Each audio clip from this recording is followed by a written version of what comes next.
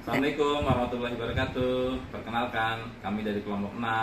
Kami akan membahas sifat utama pemimpin adalah terpercaya atau yang berintegritas, bukan pembohong atau pendusta. BEM UI telah memberi julukan atau gelar kepada Bapak Presiden Jokowi, The King of Lip Service. Hal ini mengakibatkan hilang kepercayaan, pengakuan publik, dan wibawa. Kami akan membahas hal tersebut secara jujur, adil, serta benar dengan teori kepemimpinan kontemporer yang telah kami pelajari. Setiap orang berkompeten untuk menjadi pemimpin dalam kehidupan sosialnya.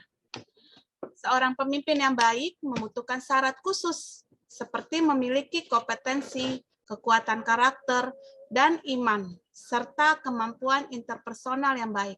Barulah kepemimpinan bermanfaat bagi organisasi. Jika dipahami, pengertian dari kepemimpinan atau leadership seharusnya diberikan kepada mereka yang lebih ahli. Seperti contoh, kalau kita sholat, yang menjadi imam sholat yang paling berhak adalah mereka yang paling fasih hafalan ayatnya. Sebaliknya, jangan diberikan kepada yang bukan ahli, karena dapat menyalahgunakan kekuasaan tersebut dan merugikan masyarakat. Sekarang, kalau pemimpin berdusta, apa yang kita bisa harapkan terhadap pemimpin tersebut? Menurut Bapak bagaimana? Kalau menurut saya, Bu, bohong atau dusta adalah sikap dan mental orang yang sudah tidak lagi stabil kepribadiannya, serta mengalami gangguan yang akan berdampak pada ketidakpercayaan rakyat. Kepemimpinan yang mahal itu terletak pada kejujuran atau trust yang ditegakkan dengan baik dalam kepemimpinannya, serta diterapkan serta saat dia mengambil suatu kebijakan.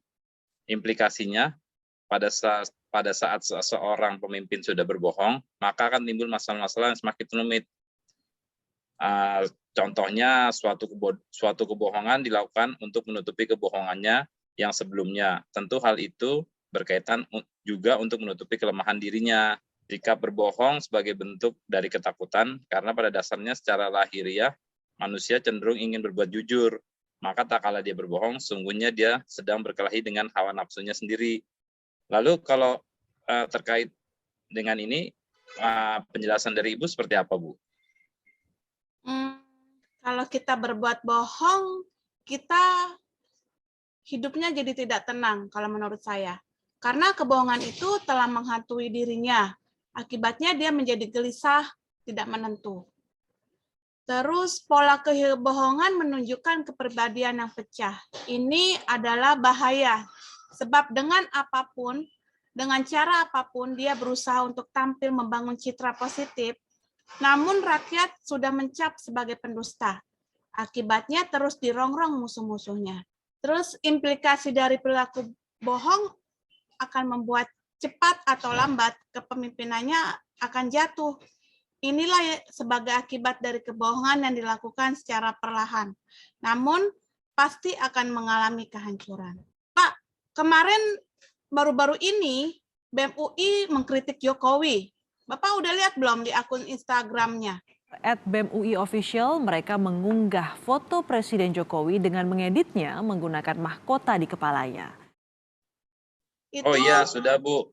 Saya sudah membaca terkait itu, Bu. Yang disebutkan bahwa Jokowi itu the king of lip service, di mana ada suatu pernyataan di tahun 2015 yang mengatakan tidak akan membiayai kereta cepat melalui APBN. Namun baru-baru ini ternyata pernyataan itu diralat sehingga memakai dana APBN. Nah, ini yang menjadikan Jokowi itu seakan-akan menjadi the king of lip service, Bu. Ada beberapa sih, Bu, yang menyebabkan Jokowi dianggap sebagai king of lip service itu, Bu. Satu, Jokowi pernah mengklaim bahwa Indonesia sudah 3 tahun tidak mengimpor beras. Lalu dua, pemerintah yang menyebutkan vaksin COVID secara gratis namun sekarang diperjualbelikan. Ketiga, pembangunan kereta cepat tadi, Bu, yang semula tidak menggunakan APBN tetapi diralat menjadi menggunakan APBN. Seperti itu, Bu. Menurut Bapak, pembangunan kereta cepat yang semula dibiayai non-APBN, tetapi saat ini dibiayai oleh PBN, itu bagaimana, Pak? Baik, Bu. Terkait yang tadi, Bu, mungkin kalau secara BEM UI menanggapinya Jokowi sebagai lead service ya, Bu. Tapi kalau secara mungkin pernyataan pribadi saya, Bu, karena di tahun 2015 itu Jokowi pernah mengatakan bahwa kereta cepat itu menggunakan non-APBN dikarenakan memakan biaya banyak dan khawatir akan sulit untuk balik modal. Kalaupun mengejar balik modal, berapa tarif yang akan dikenakan ke masyarakat dalam satu kali perjalanan? Mungkin bisa 1 juta, Bu. Rasa-rasanya masyarakat pasti segan untuk naik kereta tersebut. Sehingga saat itu konsorsium Cina dan BUMN berencana patungan untuk pembangunan kereta cepat. Adapun BUMN yang ikut andil adalah Wijaya Karya, Jasa Marga, dan PT KAI. Namun seiring berjalan waktu, tahun 2020 sampai sekarang, dunia global sedang dilanda pandemi, menyebabkan kelesuan atau cash flow BUMN terganggu, Bu. Seperti contohnya, Bu, Wika yang sedang memiliki arus kas yang kurang baik dikarenakan pandemi. Lalu ada PT KAI yang terkena imbas akibat pembatasan perjalanan menyebabkan kehilangan jumlah penumpang. Begitu pula dengan Jasa Marga yang mengalami penurunan jumlah pengguna jalan tol. Sehingga mungkin hak prerogatif dari Presiden menerbitkan kereta api cepat untuk dibiayai oleh APBN, sebagaimana terbitnya peraturan Perpres nomor 93 tahun 2001. Paling tidak, dengan kebijakan tersebut, Jokowi menyelamatkan keuangan BUMN, Bu. Oh, begitu ya, Pak, kalau menurut Bapak?